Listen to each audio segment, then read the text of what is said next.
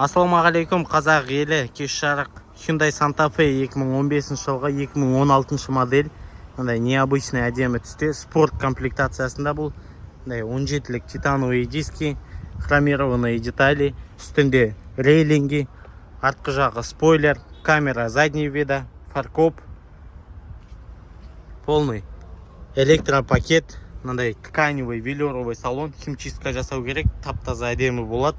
Электросидений, полноценный мультируль, штатный магнитоласымен, климат-контроль, автомат-коробка, подогрев передних сидений, әдемі деревянный ставкалармен.